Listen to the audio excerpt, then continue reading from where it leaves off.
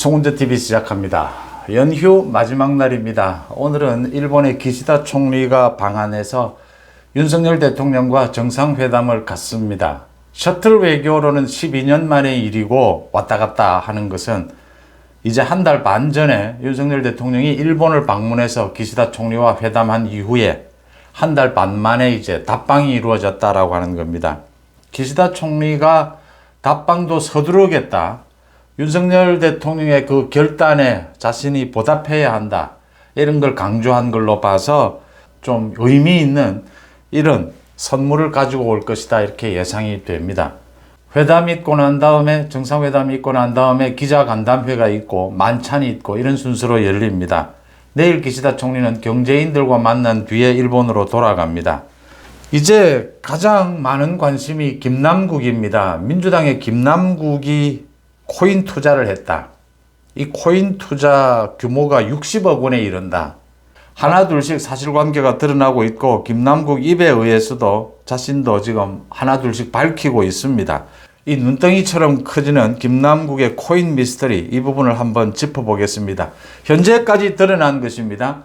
그러니까 김남국이 60억 원 상당의 코인을 한 거래소에 가져왔다가 60억 원을 2, 3개월 뒤에 모두 빼내갑니다.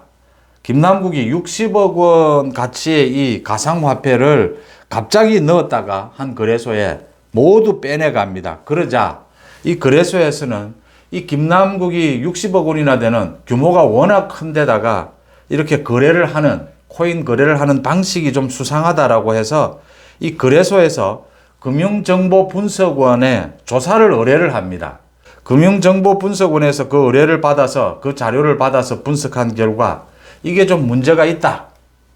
거래의 규모나 거래의 방식이. 그래서 검찰에 수사를 넘깁니다. 검찰에 수사를 넘겨서 서울 남부지검에서 지난해부터 이 부분을 수사해 왔다라고 하는 겁니다. 이게 이제 확인이 된 겁니다. 이 김남국의 코인 거래에 대해서 금융정보분석원으로부터 자료를 넘겨받은 당시에 영장 청구를 했습니다. 계좌 추적을 하겠다 해서 영장 청구를 했는데 기각을 당했습니다. 그 이후에도 계속 검찰이 추적을 해왔다, 수사를 해왔다라고 하는 겁니다. 이 금융거래는 계좌 추적을 하지 않으면 뭐 전혀 꼬리를 잡을 수가 없습니다. 검찰이 영장을 청구를 했는데 이 계좌 추적이 필요하다라고 해서 청구를 했는데 기각을 당했다. 그렇지만 계속 수사는 해왔다. 서울 남부지검의 형사 6부입니다. 반부패부입니다. 과거의 특수부입니다. 반부패부, 최고의 검사들이 모여있는 곳입니다. 이게 김남국의 이 코인 거래가 문제가 있다라고 해서 영장을 청구했는데 기각을 당했다. 그런데도 그 뒤에 계속해서 수사는 해왔다. 그런데 갑자기 조선일보에 보도가 됐다. 이 경우는 지금 검찰이 오랫동안 수사를 해왔다. 영장 청구를 곧바로 했는데 기각을 당했다. 다시 영장을 청구하지는 않았다. 이런 것을 종합해 볼 때 지금 서울 남부지검 반부패부에서 이 수사를 하고 있는데 오랫동안 1년이 넘게 수사를 해온 것 아닙니까? 좀 벽에 부닥쳤다. 김남국의 이 코인 거래 그 자체에 대해서 코인 거래는 지금 여러 가지 의문이 되는 여러 가지 위법 상황이 많습니다. 이게 사기가 될 수 있는 그런 사안들이 굉장히 많습니다. 아직 법적으로 정비되지도 않았고 그 부분을 직접 수사를 했는데 그 수사가 벽에 부닥쳤다라는 걸 느끼게 합니다. 이럴 경우에 검찰의 특수수사, 이 정치인이나 기업인들에 대한 특수수사를 할 때 흔히 쓰는 수순입니다. 이 검찰의 수사를 일부 언론에 흘려서 이제 이렇게 언론 보도가 되고 나면 보시다시피 김남국이 이해 충돌이 있었느냐, 이런 코인 거래를 하면서 코인 그 세금을 유예하는 법안을 발의했다. 이것도 지금 걸리는 부분입니다. 이 사건의 핵심은 아니지만 걸리는 부분입니다. 또 김남국이 재산 등록을 제대로 했느냐, 이런 것도 걸려들게 됩니다. 그러니까 코인은 재산 등록을 하지 않아도 되지만 이 코인으로 현금화가 되는 과정에서 현금화가 되면 재산 등록을 해야 합니다. 이런 부분에 문제는 없었느냐. 이렇게 해서 이 주변에 있는 이 의문점, 이 혐의점들을 가지고 다시 본체로 수사를 들어가는, 다시 거꾸로 들어가는 이런 방식도 있는 겁니다. 그런 것들을 노려서 검찰이 조선일보에 흘렸지 않겠느냐, 조선일보가 물론 먼저 이 정보를 알았을 경우도 있습니다. 이 금융정보에 관해서는 이런 개인의 정보를 흘리면 이게 바로 법 위반이 됩니다. 그래서 이런 정보는 잘 흘러나오지 않는다.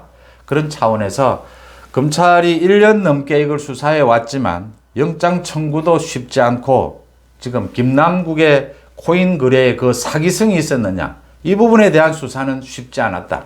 그래서 이게 지금 언론에 공개가 되면서 이제 김남국에 많은 문제가 생긴 겁니다. 그 돈이 어디서 나왔고 어디로 갔느냐, 이해 충돌은 있지 않았느냐, 또 김남국이 재산 등록은 똑바로 했느냐, 지금 이런 문제가 이제 불거지게 된 겁니다. 이 고소 고발이 있으면 이제 김남국에 대해서 수사가 또 활기를 띨 수 있다라고 하는 겁니다. 이런 부분들이 얽혀 있는 것이고요. 그러면 모든 사람들이 또 알고 싶어 하는 것이 김남국이 지난해 초에 이 60억 원어치의 이 코인을 모두 처분을 했는데 이 돈이 어디로 갔을까라는 겁니다. 이 부분과 관련해서 김남국이 어제 KBS에 밝힌 것이 일부는 현금화가 됐고 대부분은 지금 다른 코인으로 다른 가상화폐를 사서 그대로 있다, 이렇게 이야기를 했습니다. 이게 아주 예민한 부분입니다. 김남국이 얼마만큼 현금화를 했느냐, 현금화를 했다면 이건 재산 등록을 해야 합니다. 이게 걸리기 때문에 김남국이 구체적으로 이야기하지는 않습니다. 일부는 현금화를 했고 일부는 코인으로 그대로 남아있다. 또 자신의 이해 충돌에 대해서는 김남국이 대답을 하지 않았습니다. 재산 등록도 걸려있고 지금 이해 충돌도 걸려있는 겁니다. 김남국은 여러 가지를 보고 있을 겁니다. 코인 그 자체 거래에 있어서의 사기성이 없었느냐, 불법이 없었느냐, 그 다음 좀 작은 것들입니다. 이제 언론에 공개가 되면서 드러난 부분들입니다. 이해 충돌이 있지는 않았느냐, 재산 등록이 제대로 됐느냐, 이 여러 가지 부분을 놓고 김남국이 여기에서 빠져나갈 여러 가지 방법들을 생각하면서 지금 이야기하고 있을 것이다. 도대체 60억 원 가운데 어느 정도가 현금화가 됐고 어느 정도가 코인으로 그대로 남아있느냐.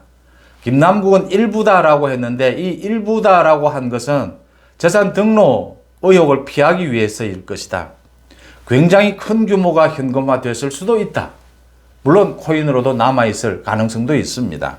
이 부분이 여전히 의혹으로 남아있고, 또 하나는 김남국의 이 재테크 실력입니다.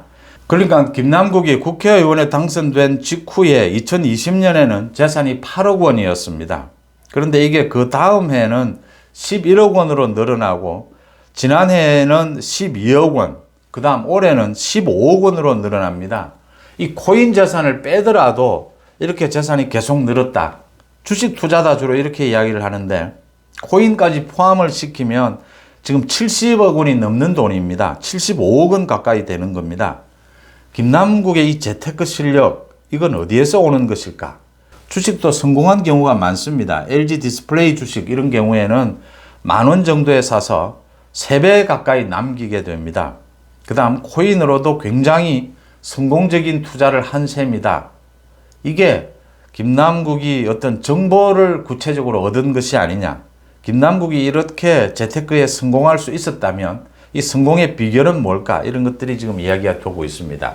그러니까 정리하자면 지금 이 돈이 어디에서 왔는지, 이 60억 원이라는 돈이 어디에서 들어왔는지는 김남국이 밝히기 전에는 알 수가 없습니다.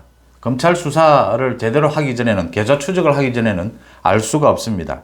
이 돈이 어디로 흘러갔는지는 김남국이 어제 KBS에 일부는 현금으로 찾았고 일부는 코인으로 그대로 남아있다라고 했습니다.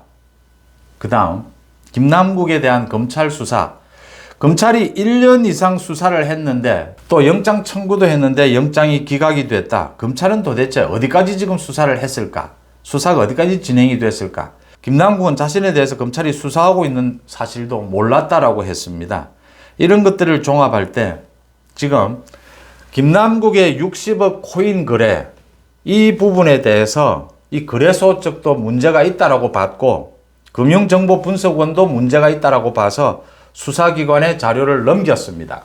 검찰이 그 수사를 받았습니다. 그 수사 자료를 받았습니다. 서울 남부지검에서 영장 청구를 했는데 영장이 기각이 됐다. 확실하게 코인 거래에 있어서, 김남국의 코인 거래에 있어서 불법성, 위법성은 발견하지 못했다라고 하는 겁니다. 그 이후에 검찰이 계속 수사를 하고 있는데 계좌 추적을 하지 못하기 때문에 확실한 위법성을 발견하지는 못했다.